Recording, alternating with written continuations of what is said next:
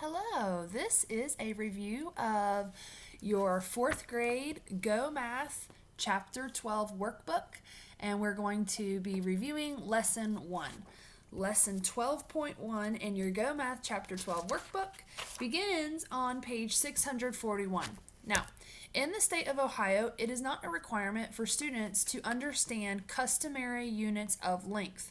So on page 641, where it's talking about inches, feet, yards, pints, quarts, gallons, pounds, tons, things like that, that is not a requirement for fourth grade. So we are going to skip over that because we are in the state of Ohio. And we are just mainly going to talk about page 642.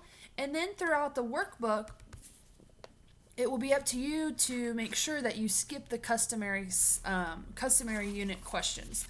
So, on page 643, number 6, you don't have to do that because it's asking for customary units, and that is not a requirement in the state of Ohio for fourth graders. So, this lesson is regarding benchmarks. And what that means is just something that you can kind of hold in your brain to remember about what the size of a thing is. Because if I show you a ruler and I tell you this big is a centimeter, I don't want you to have to be like, oh, is it this big or is it this big or this? Wait, how big is it? I want to put an object in your mind. I want to put some sort of everyday thing that you can think of to help you recall what size these items are. So, let's start with a millimeter. Of course, if we start with a millimeter, I'm going to start with a ruler, which, is whatever. About a millimeter is like the size of, it's just like this big. So if you see here, if you see here on your ruler, this is how big a millimeter is in between my two fingernails right there.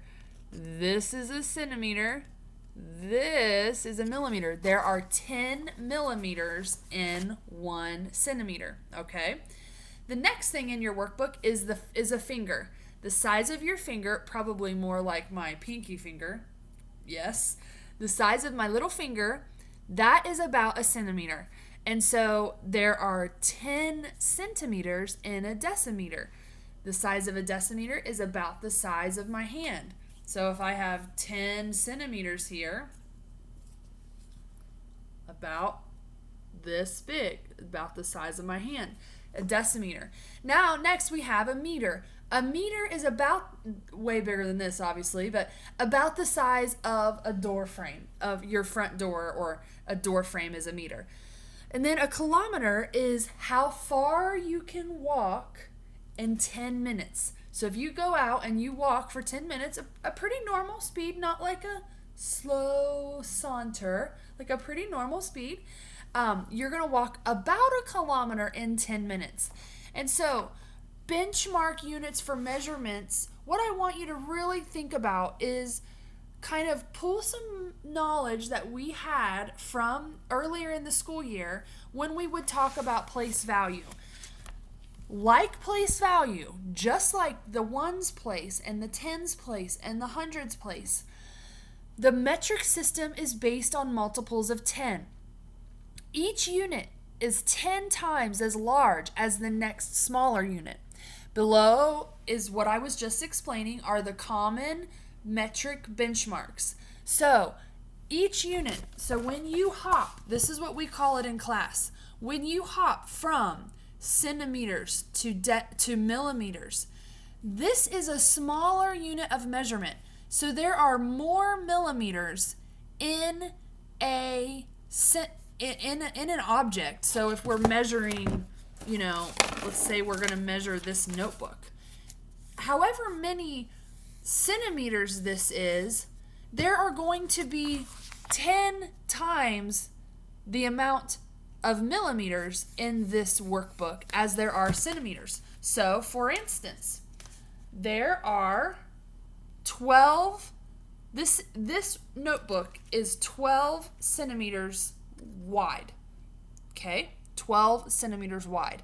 Now, if I want to measure this in millimeters, And this kind of gets into our next lesson, which will be the next video in this series, Chapter 12 series, Lesson 12.6. But in this, we'll just talk about it real quick.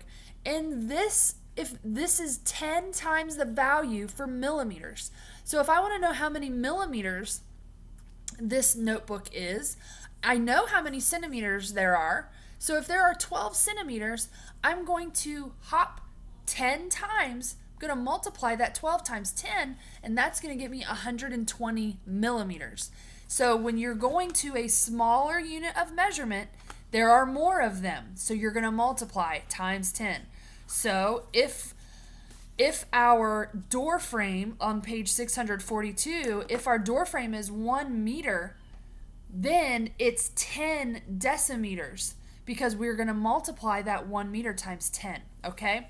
So one of the things that I really need you to think about for lesson 12.1 is simply memorizing, which I know is not the most fun thing in the world, but simply memorizing the order in which these units occur. So you have a meter. The meter is kind of like the center portion of this, okay? You have a meter, and then the next smallest is your decimeter, and then centimeter, and then millimeter.